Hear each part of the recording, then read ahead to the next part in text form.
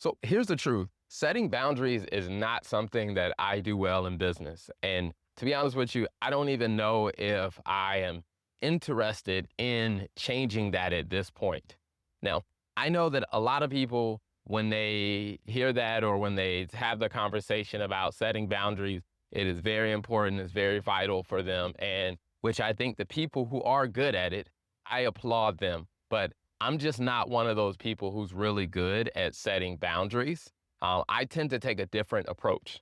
So I'll explain in detail kind of what my approach is. But first, I want to say thank you for the person who sent in the question, was asking about how do you set boundaries as you're building a business, you're growing the business. And I'm not going to lie to you. I don't set boundaries very well. And even in the past, when I've tried to set boundaries, they don't usually stay consistent.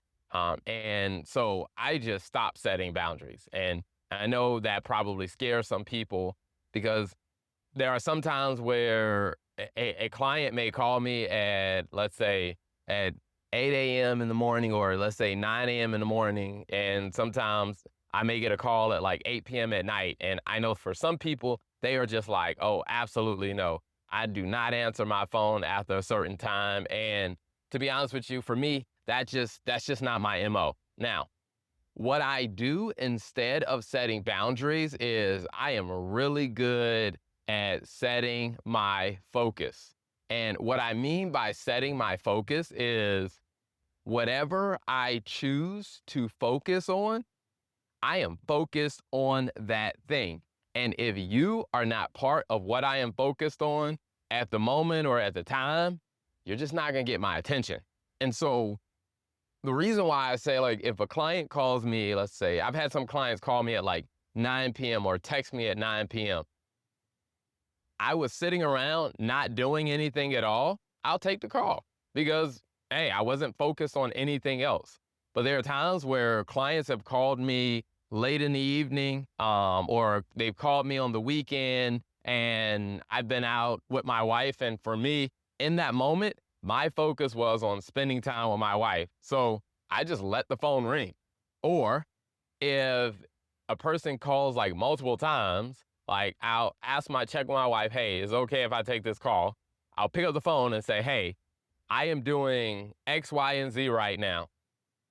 Can I call you back? Here's when I can call you back. I can call you back on Monday at whatever time, or I can call you back at whatever time is next available on my list. So again, I'm not one of those people who sets hard boundaries and saying, well, I don't do this activity outside of this. What I do instead of setting boundaries is I set my focus and I say, I am going to focus. And if you think about it, the way I tend to think about it is kind of like a camera lens. So if you've ever seen like one of those, like a DSLR camera or like one of the fancy cameras, what you end up noticing is that the lens actually has a focus range.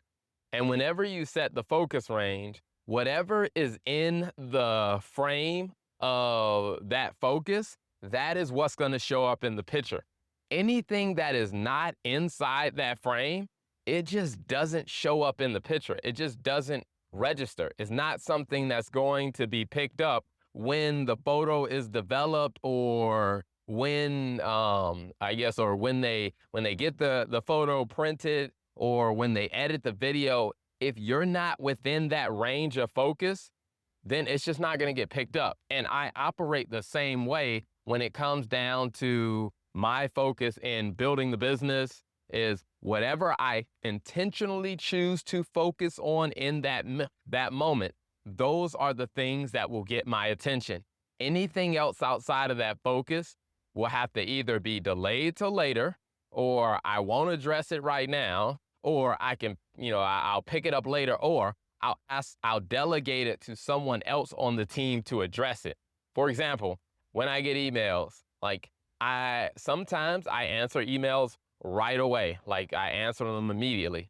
But if I'm in the middle of a meeting with a client, or if I'm in the middle of meeting with someone on my team, I may not answer that email right away. I may get back to that email a little bit later in the day. And for me, that has worked out to actually be a lot more realistic than setting boundaries. And maybe for me, it comes from, growing up in a military family, because in a military family, you don't tend to have boundaries, but you tend to have extraordinary focus. My father was a medic in the military, and one of the things that he learned as a medic, and he was a paratrooper as well, is you have to have extraordinary focus. So when you're in the middle of a firefight, which is something that has happened to him, and hey, someone gets injured, your job is, with all of the bullets going off, with everything that's going on, your job is to focus on the patient or the soldier that you are trying to help in that moment. You cannot get distracted by everything else that's going on around you, because the person that you are focused on treating in that moment, that person needs your attention if they are going to survive. And so it teaches you to have extraordinary focus. And the thing that I learned in that process is, when you live with very intentional focus, what you begin to notice is that the things that you choose not to focus on in that moment, a lot of times, that it's not like everything's going to fall apart if you don't address everything right away. It's just like, no, we're always constantly prioritizing what is going to get our attention. And so I do think for some people who set boundaries, when they set boundaries, I guess they're kind of predefining, hey, I know on Fridays at 4 p.m., after 4 p.m., this is the thing that I'm going to focus on. And they can plan ahead of time like that. I'm just not that type of person. But what I will do is, maybe Friday morning, I'll say, hey, here's what I'm going to focus on. Or I'll look at my calendar and I'll say, hey, here's what I'm going to focus on. I may not plan a couple days in advance, but that day I will intentionally pick, here's what I'm going to be focused on at XYZ time. Whatever doesn't align with that focus, we're going to have to get back to it later. Unless there is a very, very serious reason why I need to change the plan, then I'm just going to have to get back to it later. And I think that there are some people who can do the whole setting boundaries, like, I have very hard boundaries. I don't do this. I don't do this. Hey, here's the buffer. Here's some people who can do that. I greatly applaud you. And I think that, hey, you should definitely continue to do that if that's what works for you. But if you're the type of person who doesn't really set boundaries, or maybe you've tried to set boundaries in the past and it just doesn't work, maybe the approach of extreme focus can be an alternative for, setting boundaries. And as I said, extreme focus is about being very intentional in this moment, or for the next hour, for the next 2 hours, or hey, for this evening, this is what is going to get my focus. Everything else is going to have to take a back seat. I mean, and I do it a lot, especially like when my wife and I go on vacation, because I know some people are of that opinion of, when they're on vacation, they do zero work. I'm just not that type of person.